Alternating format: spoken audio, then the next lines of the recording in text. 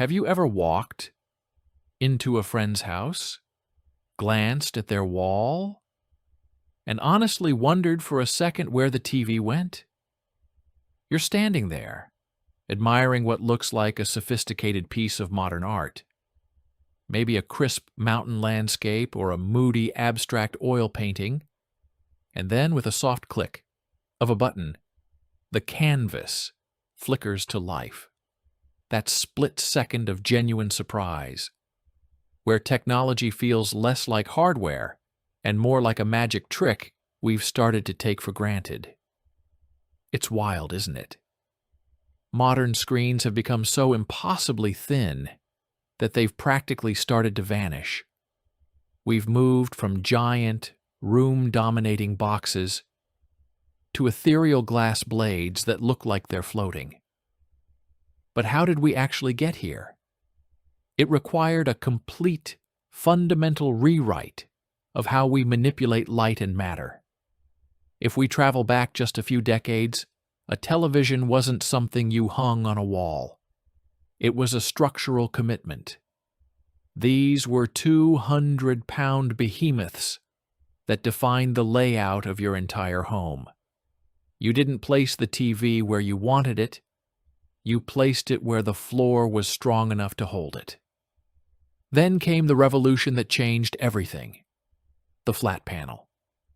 It started with plasma, which used tiny cells of ionized gas to create light, proving we didn't need a vacuum tube to enjoy a movie. But the real extinction event for the CRT was the rise of liquid crystal displays, or LCDs and later LEDs. Suddenly, the depth of a television wasn't measured in feet or even inches, but in millimeters. This shift wasn't just about saving space. It was about a total reimagining of the sandwich that makes up a screen. In those early flat screens, the bulk came from the backlight, usually thick fluorescent lamps. But then engineers got clever. They realized they could move the lights to the edges of the frame. By using sophisticated light guide plates, they managed to shave off centimeters of thickness almost overnight. But let's talk about the real game changer: OLED, or organic light-emitting diodes.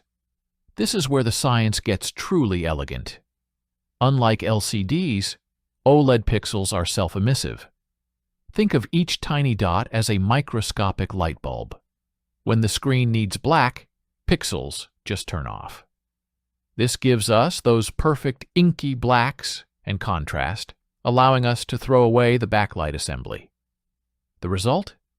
A display that can be thinner than a credit card. We are talking about paper-thin materials, leading to screens that can roll up like a poster or bend around a curve. The obsession with thinness isn't just driven by engineers, it's driven by us. In the world of tech, thinness has become a universal shorthand for premium. It transforms a functional appliance into a digital window, eliminating distracting shadows. It allows the image to feel infinite, as if the movie is just happening in the air of your living room.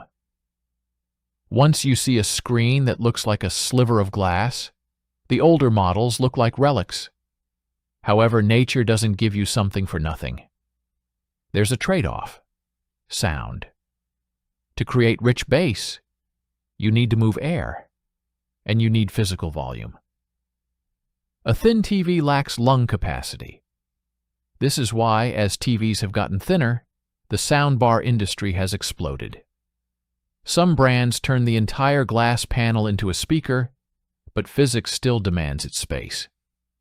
So, the next time you walk past an impossibly thin rectangle glowing, take a second to appreciate it. You're looking at decades of frantic innovation, from heavy vacuum tubes to self-illuminating atoms. We've reached a point where the medium has finally started to get out of the way of the message. We have finally turned the heaviest piece of furniture in the house into a window to another world. It's an incredible convergence of form and function. And honestly, the greatest engineering feat. Stay curious, explore the world around you, and I'll see you in the next story. Stay with us.